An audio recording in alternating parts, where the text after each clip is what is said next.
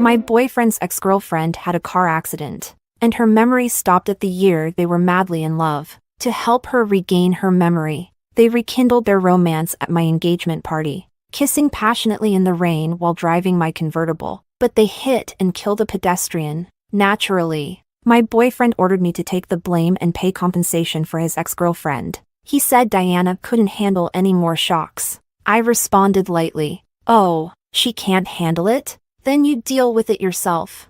After all, the one they killed was his own mother. Chapter 1. You shameless homewrecker. Give me back my Leo. On the day of my engagement party, while I was still basking in the sweet atmosphere of finally getting what I wanted, I turned around to see a woman in a hospital gown suddenly burst through the door. She pointed at me and started cursing. It was Leo's ex-girlfriend, Diana. Before I could react, Diana rushed forward and slapped me hard across the face. She yanked my hair violently. "You be *TCH. How dare you seduce a man away from me?" I was completely stunned. When I came to my senses, her other hand was already reaching to tear off my clothes. *T. Don't you love seducing men? Let me see just how filthy you are. Leo! In my panic, I instinctively shouted Leo's name. Only then did he snap out of it, pushing Diana away and shielding me behind him. "We broke up a long time ago. Why are you even here?" Looking at his sulky expression, I felt a complex mix of emotions. But Diana, upon hearing this, burst into tears right in front of Leo. Her eyes were filled with disbelief as she looked at him. "Leo, you just proposed to me yesterday, and today you're with this sly fox?" She then flaunted the ring on her hand, the one that men are only allowed to buy once in their lifetime. I remembered Leo telling me just a few days ago that his slot had been used up by his scummy brother. Turns out, he lied to me. That ring was now on Diana's finger. A wave of bitterness welled up inside me as I looked at it. She sniffed hard, as if she were about to break apart. Then she raised her hand and slapped Leo across the face. "You scumbag!" Leo was caught off guard by the slap, frowning. "Are you out of your mind?" But when he noticed the hospital gown she was wearing, he hesitated for a moment. It was as if he suddenly realized something, and he walked over to her with a smile. He reached out to wipe away her tears. "All right. Stop crying. It won't look good if you keep crying. Haven't I already prepared an engagement party for you?" He glanced at the untouched food on the table. Then, holding Diana's hand, he led her to the table and thoughtfully pulled out the seat at the head of the table for her. Only then did Diana stop crying, but she glared at me angrily. "Then who is she?" "She's..." Leo glanced at me instinctively but couldn't meet my eyes. "She's just an actress I hired. I didn't want to get nervous, so I hired someone to practice." Seeing the evasiveness in his eyes, a fire ignited within me, burning so fiercely that I could hardly breathe. With a cold smile, I said, "That's right. I'm just an actress." After he wrapped his arm around Diana's shoulders and said, "Everyone here, please be my witness. Diana will be my wife from now on." He left the room without looking back. "Diana, be good. I'll go pay her." Amid the congratulations of friends and family, Leo affectionately ruffled Diana's hair and chased after me. He grabbed my arm. "Chloe, you saw it. Diana has amnesia." As I met his serious gaze, I suddenly felt a wave of indifference. "Don't blame her. She means no harm. She just loves me too much. I don't want her to be too sad. We'll reschedule the engagement party. Once I help her regain her memory, she'll naturally accept reality. Diana has never been unreasonable. So, the engagement party would be rescheduled after all." After saying that, he deliberately raised his voice toward the room. "I've already paid the balance. You can leave now." And then Diana's playful voice followed. "Give her another 100. She acted pretty well." I felt a lump form in my throat, my nails digging into my palms. After a delayed pause, I managed to mutter, "All right." As I turned to leave, Leo snatched the keys to my convertible from my hand. He weighed them in his hand, flashing me a knowing smile. "Diana's never ridden in a convertible. I'll take her for a spin later." And on the way back, I saw something that made my heart stop. On the day of our engagement party, my fiancé, driving my convertible, was passionately kissing his ex-girlfriend in the rain. How absurd. While I was still staring at the direction where they disappeared, unable to calm myself, I received a call from Leo's father. The old man's voice trembled, choking up for a long time before he finally spoke. "Chloe, where are you and Leo? Why can't I reach him on his phone? Your mother-in-law had a car accident. She's in the hospital right now, being resuscitated. The doctor says it doesn't look good." Chapter 2. After hearing the news, I hurriedly offered a few words of comfort to the old man, then turned and called Leo, but his phone was off. Helpless, I flagged down a taxi and rushed to the hospital ahead of him. By the time I reached the floor Leo's father had told me about, the sound of crying echoed throughout the hallway. I saw Leo's father sitting on the ground, weeping uncontrollably. I was about to step forward to comfort him, when he shot me a red-eyed glare. "Why are you only getting here now?" His face quivered with rage as he pointed a finger at me, shouting, "Aren't you supposed to be rich? Why didn't you get here earlier and take your mother-in-law to a better hospital? How could she?" As he spoke, he clenched his fists, beating his chest in agony, shaking his head repeatedly. "As for your marriage to Leo, maybe it's better to just call it off."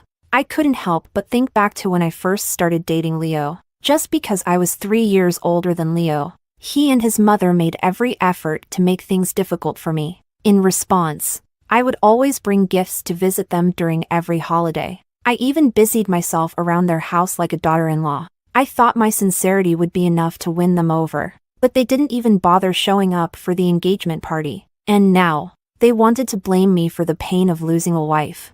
I couldn't help but feel a deep sense of coldness, but I wasn't about to argue with an old man, especially since he had just lost his wife. So, I turned and spoke to the police officer handling the case to get the details. The accident had occurred not far from the hotel where Leo and I were hosting our engagement party. Leo's mother had been on her way to pick up some leftover food, but she was struck by a speeding car and thrown far away. Despite the hospital's best efforts, she died from her injuries. As he spoke, the police officer pulled up a piece of surveillance footage from the scene. Due to the car's excessive speed, the camera wasn't able to capture the license plate of the vehicle involved. However, we believe we'll be able to identify the driver soon through other surveillance networks. As I watched the light blue convertible speed through the frame, my eyelid twitched, especially when I noticed that there were 2 people in the car, a man and a woman. A bad feeling began to rise within me, and with just one glance, I recognized the jacket worn by the man in the passenger seat. It was the one I, as a fashion designer, had personally created for Leo for our engagement party. Every stitch and thread had passed through my hands. How could I not recognize it?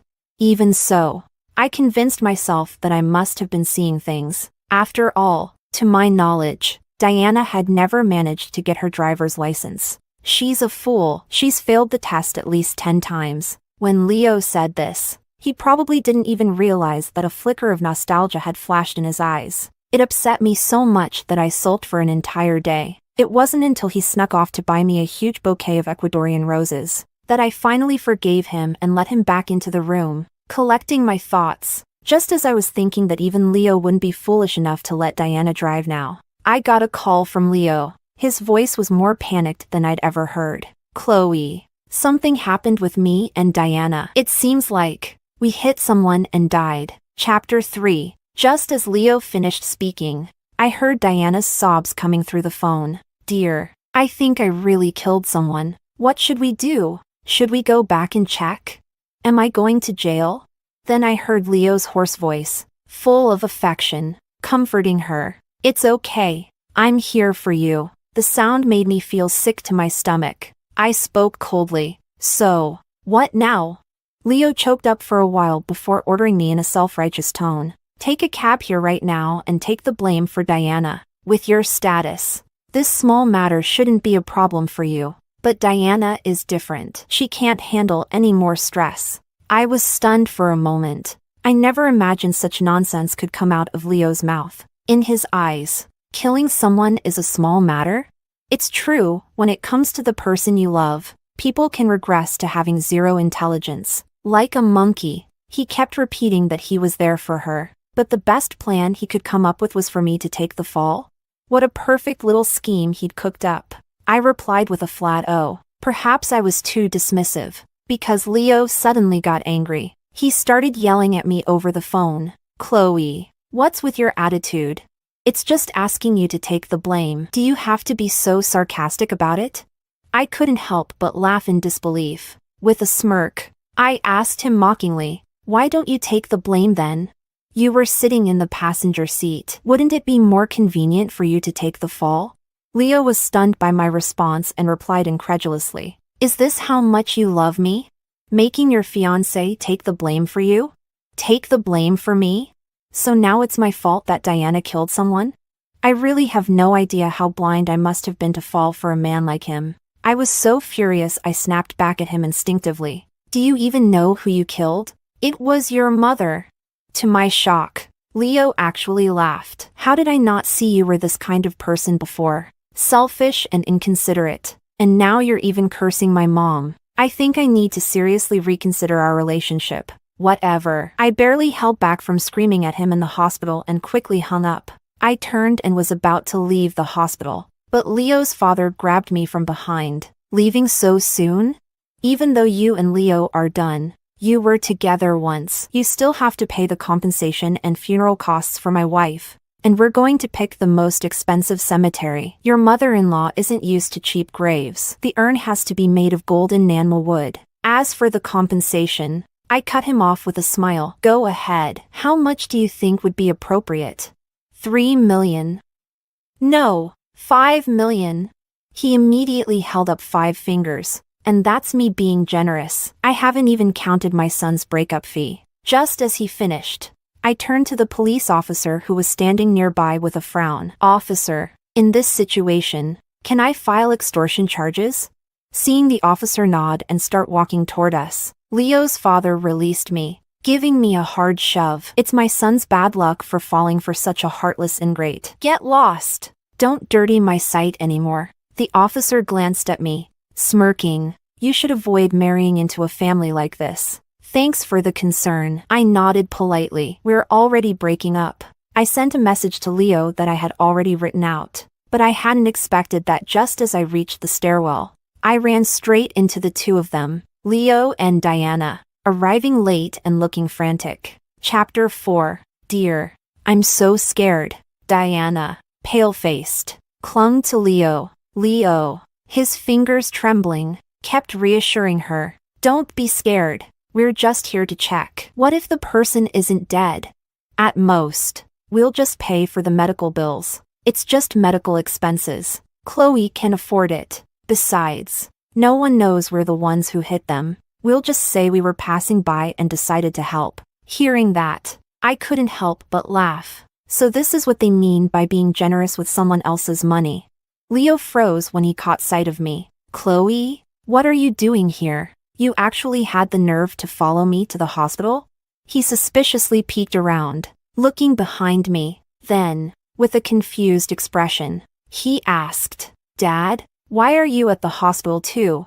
But before his father could respond, Leo noticed the police officers in the distance, and his face turned ashen. Diana also shrieked in panic. "Why are the police here? Could it be that they already know about us?" Before she could finish her sentence, Leo quickly covered her mouth with his hand. He shot me a vicious glare. "Stop following me. If you're not here to take the blame for Diana, don't expect to see me again." I shrugged indifferently and pointed behind me, kindly reminding him, "Aren't you going to see your mom one last time? If you don't go now, you won't get another chance." But instead of reacting, Leo spat at my feet. "Stop talking nonsense. You're just saying all this to get my attention, right? Well, Chloe, let me tell you something. We're done. Didn't you get the memo?" I smiled, holding up our chat history in front of Leo. "I dumped you a long time ago. You're breaking up with me?" Leo gritted his teeth in disbelief. Just as he was about to say more, the police, alerted by the commotion, started walking toward us. Seeing this, Leo grabbed Diana and quickly fled the hospital. That day, Leo's father suffered a heart attack from his rage. Though he was saved, a stroke left him with a crooked mouth and paralyzed on one side of his body. He was admitted to the hospital. Out of a sense of duty, I decided to organize a funeral for Leo's mother. The night before, I sent messages to Leo's friends and family, but the responses were either "oh" or "okay," or other dismissive replies. Leo's best friend, Marco, even took the opportunity to lecture me. Sis-in-law, no offense, but taking it out on Leo's family isn't right. Clearly, Leo had already told everyone to disregard the funeral, but it didn't matter to me anymore. Whether Leo's mother's funeral was grand or not wasn't my concern. As long as my conscience was clear, that was enough. When the time came to view the body, only Marco showed up, and I wasn't surprised. But as soon as he saw Leo's mother's body, his eyes widened in shock. What? What's going on here? Didn't Leo say you were just mad at him? Immediately, he began contacting friends. Soon, the funeral hall was packed with people, but Leo was still nowhere to be found. After calling Leo 14 times, he finally answered with an irritated tone. Hello, Marco. Why are you calling so much? What's going on? Through the phone, I could hear Diana's heavy breathing. I couldn't help but think that these two were still like fire and gasoline, even at a time like this. With a sneer, I said, Leo, just a kind reminder, your mom is being cremated today. If you don't show up soon, you'll miss it. To my surprise, Leo immediately flew into a rage when he heard my voice. Great. Marco, I thought you were my brother, but you went to help her? Keep it up, and don't expect me to call you a brother anymore. It's not sis-in-law, it's ex-girlfriend. I corrected him. Chloe, I'm warning you one last time. If you keep spouting nonsense, I'll make sure you regret it. And if you're not coming to take the fall for Diana, don't bother me again. With that, he made a point to push Diana, making sure I could hear her giggling. Then he hung up. Once again, Leo had managed to lower my already low opinion of him. Chapter 5. That night, after organizing the funeral, I returned home completely exhausted. But when I opened the door to the villa, I saw Diana wearing my pajamas. Her eyes were full of mockery and pity. Oh, Chloe, you're back? I've heard all about your story with Leo. Thank you for taking care of him during this time. I ignored her and glared at the slippers on her feet. My favorite limited edition pair, now crooked and mistreated by her. Anger boiled up inside me. Just as I was about to say something, she caught sight of the urn I was holding and suddenly screamed, Chloe, what is that in your arms? You scared me. Leo, hearing the noise, poked his head out of the kitchen. When he saw me, his face instantly darkened, and he stormed over, spatula in hand. Before I could react, he smacked the urn out of my hands. Chloe, you never stop, do you? You know Diana can't handle any stress, and you pull something like this. Who said you could come back? Get out! I stared blankly at the ashes scattered on the floor. Then I looked up and laughed. This is my house. If anyone's leaving, it's you two. Sensing the tension rising, Diana stepped in, pretending to play peacemaker. Chloe, don't be angry. You must be misunderstanding. There's really nothing going on between Leo and me. He's just been kindly helping me regain my memory, and I've remembered a lot. I won't get in the way of your relationship. Did she really take me for a fool? Finding memories in bed, and yet she still had the nerve to claim there was nothing between them? I couldn't take it anymore and slapped Diana across the face, but it didn't feel like enough. As I raised my hand to slap her again, Leo grabbed my wrist and shoved me aside. Chloe! Who gave you the right to hit Diana? Apologize to her right now.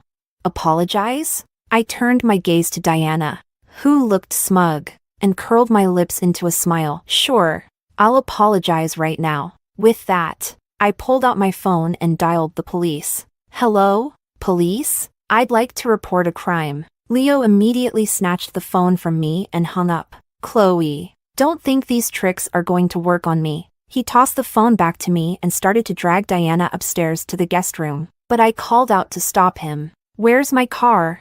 Leo froze mid-step. You're so annoying. Judging by how comfortably they had come back, they must have already taken care of my car in secret. Raising an eyebrow with interest, I asked, no car? Then pay me for it. Chloe! Don't push it. It's just a worthless car. Why should I pay you? Then get out of my house. And don't ever let me see you again, I said coldly, or I won't hesitate to call the police again. Leo was about to say something but swallowed his words at the mention of the police. Fine. We'll go. Who cares? Chloe, this time you're the one kicking me out. So don't come begging for me later. Diana, hearing this, stood up in a panic. I'll go change my clothes then. Don't bother. I sneered, giving her a disdainful glance. Keep the pajamas and the slippers. I don't want them anymore. They disgust me. Now take your things and get out. As they headed for the door, Leo couldn't resist throwing one last threat. Chloe! This time we're really done. I shrugged indifferently. Take care. Oh, by the way, the urn you knocked over? That was your mother's ashes. I stepped forward, shaking my head in mock pity and patted him on the shoulder. What a shame. You don't have a mother anymore. Chapter 6. Shut the hell up. Just as Leo stepped out of the villa, Marco walked into the yard. Sis-in-law, I'm here to pick up Auntie's ashes. I got in touch with the cemetery manager. After saying this, he noticed Leo holding Diana's hand. His expression soured, like he had just swallowed a fly. Ignoring the two of them, Marco walked straight up to me, smiling warmly. Sis-in-law, where are Auntie's ashes? Instinctively, I glanced at Leo. Leo frowned and grabbed Marco, pulling him aside. Marco? Didn't I tell you? If you keep siding with her and trying to fool me, we're not brothers anymore.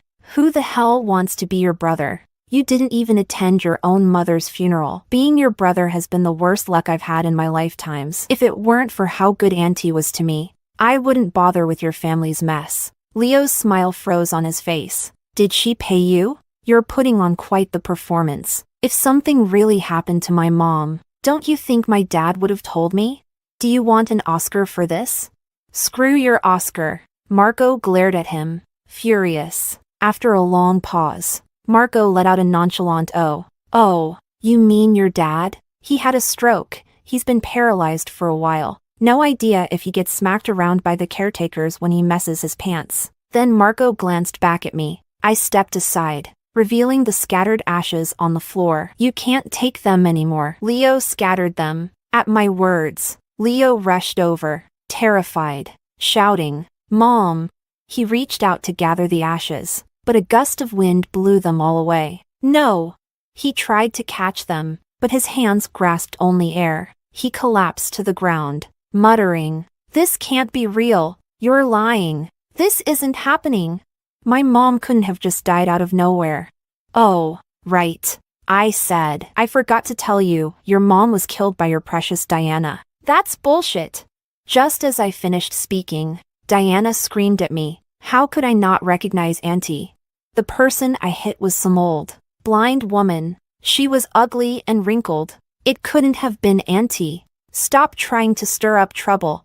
But before I could respond, Marco suddenly spoke up, looking at Diana with pure disdain. How did I never realize how ugly you are before? He then glanced at Leo with contempt. This is what's got you so smitten that you don't even recognize your own mother? You must be very hungry. With that, he turned and walked out of the yard without looking back. Leo and Diana quickly chased after him. Chapter 7. The next time I saw Leo, it was already noon the next day. In just one night, he seemed to have aged 10 years, his hair streaked with gray, his cheeks sunken, even the wrinkles at the corners of his eyes had deepened. I thought that, after learning the truth, he might finally show some remorse. But to my surprise, the moment he saw me, he flew into a rage. His eyes were fierce, glaring at me with hatred. Chloe!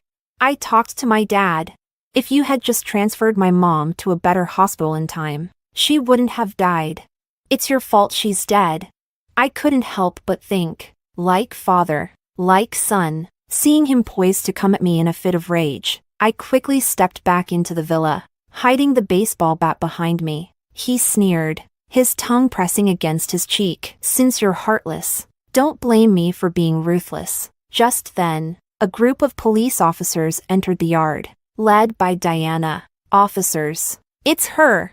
Tears welled up in Diana's eyes as she pointed at me. Heartbroken. She's the one who killed Auntie with her car.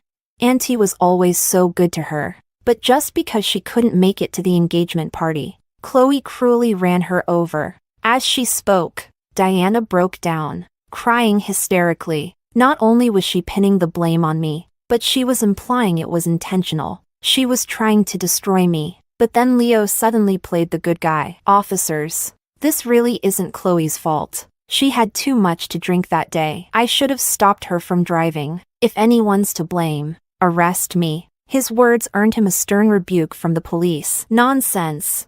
It's not up to you to decide who we arrest. You knowingly let your fiancé drive drunk, and now you're trying to cover it up. Do you even realize that's a crime, obstruction of justice? I really underestimated Leo. His tactic of sacrificing a pawn to protect the king was played flawlessly. Let's see what kind of storm they can stir up next. Soon, one of the police officers turned to a man dressed as a mechanic. Take a closer look. Is this the person who took the car to the scrapyard that day? I didn't need to guess. It was obvious Leo had already bribed him. But the man still pretended to carefully examine me before nodding. Yes, it was her. As soon as he spoke, Leo and Diana exchanged satisfied smiles. The investigating officer then addressed me. You're Chloe, the owner of the sky blue Porsche, correct? I nodded. The officer's tone softened a bit. You are suspected of causing a fatality while driving under the influence. Please come with us to the station for further investigation. Fortunately, I had prepared for this, or today would have ended very differently. I said, I'm willing to cooperate, but I suggest the officers listen to this recording before making any decisions. Suddenly, the frantic voices of Leo and Diana came from my phone speaker. Chloe, Diana and I have run into some trouble. It looks like we hit someone. Dear, I think I really killed someone. What do we do? Should we go back and check? Am I going to jail? I hit some blind old woman. She was ugly and old. There's no way it was Auntie. Stop trying to stir things up. Because of my job, I've always recorded my calls to keep track of client requests. Turns out, it saved me today. After a moment of silence, the officers turned their attention to Leo and Diana. At first, Leo tried to hold his ground, pointing at me and shouting, Officer, she's lying. The recording must have been faked using AI.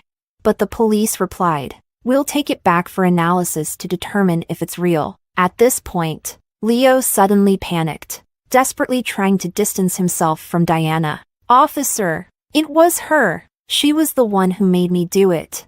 Without her, I wouldn't have had the guts to cover it up, even if you gave me 100 chances. Really, it's all because of that wicked woman seducing me. Just moments ago, he didn't seem worried about being charged with obstruction. He must have thought that I, in order to protect myself, would drag him out of trouble too. But reality isn't a novel, and he didn't understand that the law treats everyone equally. Now that he's facing prison time, he's eager to kick Diana aside. How realistic. Diana, whom he had just thrown under the bus, stared in disbelief at first. Then, her face flushed with anger as she shouted, That's bullshit. I told you from the start I didn't even have a driver's license. Who insisted I try driving? And who swore they could fix everything and took me to destroy the car? Now you're trying to back out? No way. If I'm going down, I'm taking you with me. With that, Diana raised her hand like a schoolchild tattling to a teacher. Officer, I was the one driving that day. It was him who pressured me to do it. And he's the one who made me run after the accident. It was his idea to get Chloe to take the blame. He's also the one who drove me to destroy the car.